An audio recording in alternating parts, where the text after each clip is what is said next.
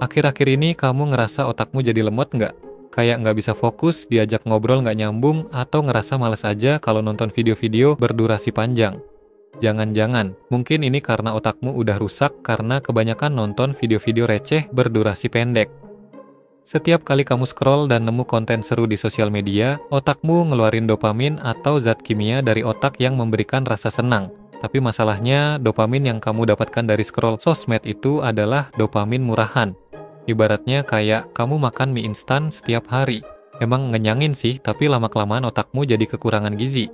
Hal ini didukung juga oleh sebuah riset dari Harvard University yang mengatakan kalau kebiasaan ini dapat merusak hipokampus atau area otak yang bertanggung jawab untuk belajar dan mengurus daya ingat. Kalau hipokampusmu bermasalah, dampaknya bisa jadi brain rot. Otak jadi malas mikir, fokus gampang buyar, kualitas berpikir jadi anjlok, dan fungsi kognitif jadi turun. Bukan cuma IQ aja yang turun, tapi nalar kritis juga ikut tumpul. Inilah yang disebut dengan brain rot, di mana otak literally dikatakan busuk karena kebanyakan konsumsi sampah digital berdurasi singkat. Brain rot bukanlah istilah yang berbau mistis. Brain rot adalah kondisi di mana kemampuan otak kita untuk berpikir secara mendalam dan berinovasi mulai menurun secara perlahan. Ini juga bukan karena penyakit medis, melainkan sebuah fenomena sosial dan psikologis yang muncul akibat kelebihan informasi dan konsumsi konten-konten receh berdurasi pendek. Penelitian dari Universitas Stanford pernah menyatakan bahwa kebiasaan mengonsumsi informasi yang singkat dapat mengubah cara otak kita bekerja. Otak yang seharusnya mampu menganalisis dan berpikir kritis justru hanya bisa beradaptasi dengan rangsangan instan yang mudah dicerna. Akibatnya, kita jadi sulit mengerahkan energi untuk berpikir secara mendalam. Untuk mengatasi hal ini, kamu bisa mulai melakukan yang namanya digital detox. Sesederhana dengan cara mengurangi penggunaan sosial media atau bahkan menghapus aplikasi kandang Einstein secara penuh. Namun, hal ini kayaknya terlalu susah buat dilakuin banyak orang, mengingat smartphone dan sosial media sudah menjadi bagian dari kehidupan sehari-hari. Oleh karena itu, daripada menghapus aplikasinya, lebih baik kamu mengurangi pemakaiannya dan mengganti waktu yang ada dengan membaca buku. Aku sendiri udah mempraktekkan hal ini, di mana 2 tahun lalu aku ngelakuin challenge ke diri sendiri buat baca 36 buku dalam setahun. Itu berarti, setidaknya aku membaca 3 buku per bulan, atau 1 buku per 10 hari. Ini juga sempat aku sharing ke sosial media pribadi terkait review singkat dari keseluruhan buku-buku yang udah pernah aku baca. Dan ya, hasilnya juga sangat memuaskan, hasilnya benar-benar mengubah hidupku. Aku yang dulunya orang yang mudah bosen dan gampang terdistraksi, kemudian sedikit demi sedikit mulai bisa fokus dan hidup dengan lebih produktif. Selamat datang di channel Edutektif, di mana kita akan bahas semua hal yang berkaitan dengan edukasi, teknologi, dan produktivitas yang berkaitan langsung dengan fenomena sosial di kehidupan sehari-hari. Dan di video kali ini, kita akan bahas 10 alasan kenapa membaca buku itu bisa mengubah hidupmu. Yang pertama, membaca buku memungkinkan kita untuk membuka pikiran terhadap berbagai pendapat dan pandangan dari orang lain. Ketika kita memperluas wawasan dengan berbagai jenis bacaan, kita mulai menyadari bahwa setiap individu memiliki perjalanan hidup dan pengalaman yang unik. Baik buku fiksi maupun non-fiksi bisa membawa kita untuk melihat dunia melalui perspektif orang lain, memahami perjuangan dan tantangan yang mereka hadapi, dan dapat melihat dunia dengan cara yang berbeda. Proses ini juga mendorong kita untuk menjadi pribadi yang lebih empatik, karena dengan memahami cerita-cerita yang berbeda, kita lebih mampu berempati dengan apa yang dirasakan orang lain. Riset menunjukkan bahwa empati dapat diperkuat dengan semakin banyaknya kita terpapar dengan perspektif yang beragam, terutama melalui cerita dan narasi yang bisa menumbuhkan rasa keterhubungan secara emosional. Ketika kita mampu meresapi pengalaman orang lain, apa yang kita sampaikan baik itu dalam bentuk kata-kata, sikap, atau tindakan akan lebih bermakna dan mampu menyentuh hati orang lain. Jadi, semakin sering kita meluangkan waktu untuk membaca dan mendalami berbagai cerita, kita akan menjadi pribadi yang lebih bijaksana, penuh empati, dan mampu menyampaikan pesan dengan cara yang lebih menyentuh dan berdampak. Kedua, membaca buku dapat memberikan rasa tenang dan motivasi yang lebih mendalam. Saat kita membaca buku, kita terlarut dalam dunia yang penuh dengan pengetahuan, ide, dan pemikiran yang menenangkan. Buku memberi ruang bagi pikiran kita untuk beristirahat sejenak dari kebisingan dunia luar, yang pada akhirnya ini memberikan kita kesempatan untuk fokus pada suatu hal dan terus mendapatkan inspirasi untuk berkembang. Di sisi lain, sosial media seringkali menghadirkan potret kehidupan yang terlihat sempurna, yang bisa membuat kita merasa tertekan, minder, atau merasa tertinggal. Sosial media juga lebih sering menyuguhkan kesan instan yang terkadang memperburuk perasaan. Penelitian juga telah menunjukkan bahwa paparan berlebihan terhadap media sosial dapat meningkatkan perasaan cemas, kurang percaya diri, bahkan depresi. Hal ini terjadi karena kita seringkali membandingkan diri kita dengan orang lain yang tampaknya lebih sukses, lebih bahagia, atau memiliki hidup yang lebih sempurna. Konten-konten pembawa mimpi indah yang sering kamu lihat di internet seringkali hanya menunjukkan hasilnya aja, tanpa memberitahu apa dan bagaimana proses untuk mencapainya. Bahkan, konten-konten seperti ini memang sering didesain dengan cara yang sangat bombastis hanya untuk mendapatkan atensi dari penonton. Perasaan-perasaan seperti ini bisa mempengaruhi semangat kita untuk bergerak maju, bahkan bisa menghambat produktivitas dan rasa percaya diri. Ketiga, membaca buku mengajarkan kita untuk melatih fokus dalam jangka waktu yang lama. Ketika kita membaca, kita dihadapkan pada sebuah teks yang memerlukan perhatian penuh tanpa gangguan. Jika kita terlalu sering berpindah dari satu halaman ke halaman lain atau beralih ke topik yang berbeda, kita bisa kehilangan inti dan konteks dari cerita atau argumen yang ingin disampaikan. Di sisi lain, sosial media juga cenderung membuat kita terbiasa untuk berpindah fokus dengan cepat. Kita selalu mengejar dopamin dari konten baru yang menyegarkan perhatian. Kalau nggak seru dikit scroll, kalau nggak menarik dikit ganti. Ketika kita merasa bosan atau tidak tertarik dengan satu hal, kita langsung berpindah ke hal lain tanpa memberikan waktu bagi diri kita untuk benar-benar fokus pada satu topik atau satu pokok masalah. Fenomena ini pada akhirnya mengurangi ketahanan kita untuk bisa mempertahankan fokus terhadap suatu hal.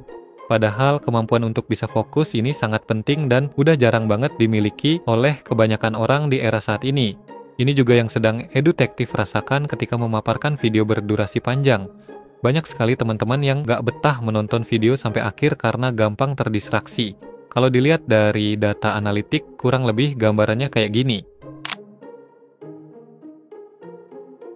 Ini menunjukkan bahwa kebiasaan manusia untuk tetap fokus itu semakin menurun, sementara media sosial justru memperburuk keadaan dengan memberikan akses yang mudah untuk beralih dari satu hal ke hal lain tanpa benar-benar mendalaminya dengan benar.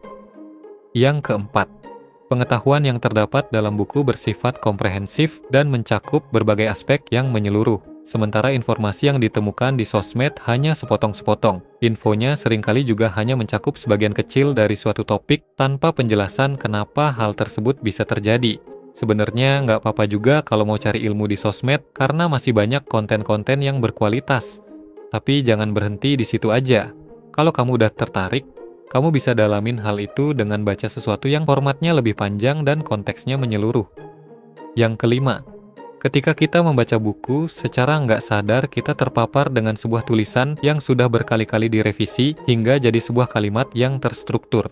Proses ini memungkinkan kita untuk secara perlahan mempelajari bagaimana cara menyusun kalimat yang logis dan jelas. Terlebih lagi, jika kebiasaan ini dipadukan dengan kebiasaan menjelaskan ulang apa yang telah kita baca, sehingga membuat kemampuan berbicara dan berkomunikasi kita pun akan semakin terasa.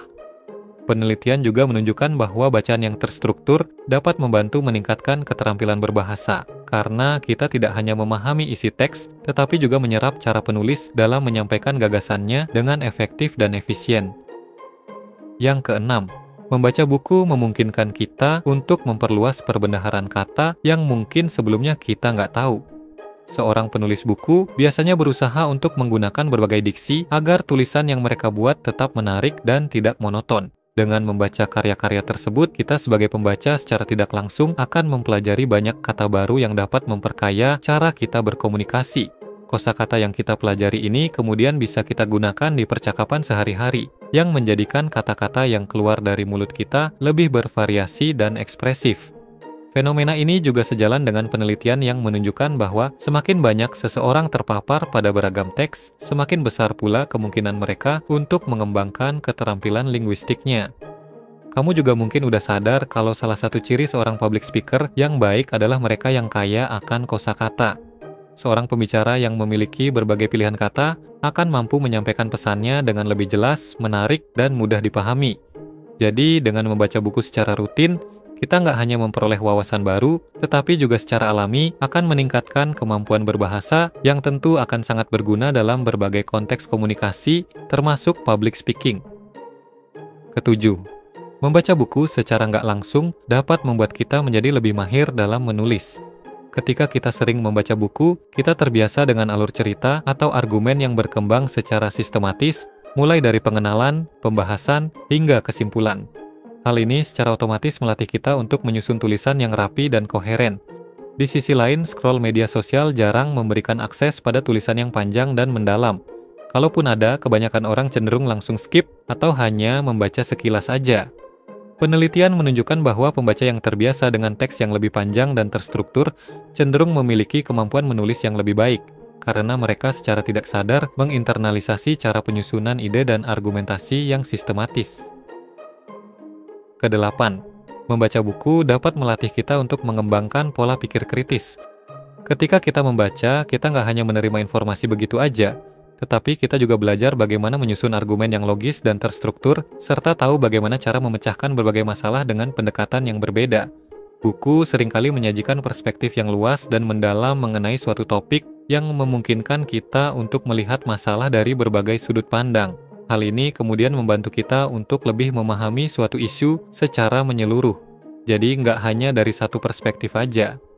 Penelitian menunjukkan bahwa kebiasaan membaca buku, terutama buku yang berbasis argumen atau analisis, dapat meningkatkan kemampuan berpikir kritis karena kita diajak untuk mengevaluasi dan mempertanyakan informasi yang diberikan, bukan hanya menerima secara pasif.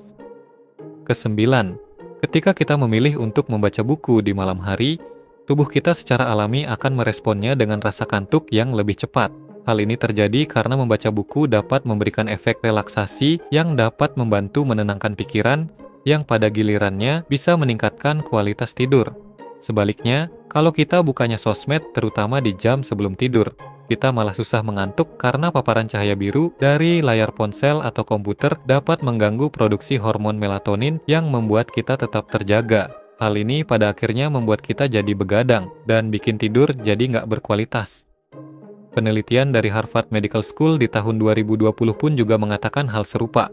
Penelitian ini menyatakan bahwa penggunaan perangkat digital terutama sebelum tidur dapat mengurangi kualitas tidur bahkan berpotensi menyebabkan insomnia.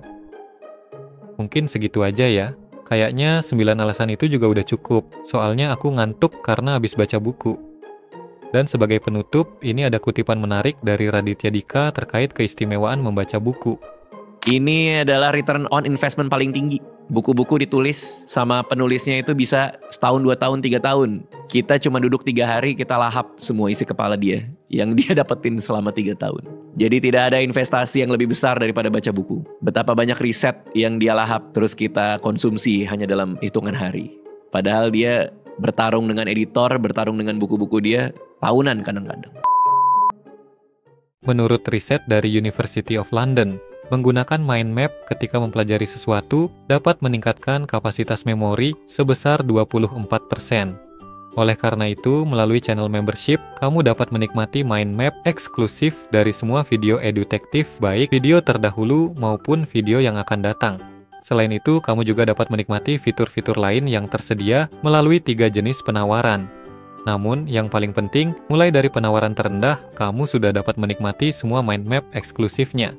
Dan sebagai tambahan, dengan berlangganan membership, kamu juga mendukung channel UMKM ini untuk terus berkembang dan membuat kami lebih semangat untuk melakukan riset mendalam terkait topik edukasi, teknologi, dan produktivitas. Sehingga pada akhirnya Edutektif dapat menghasilkan konten-konten lain berkualitas tinggi.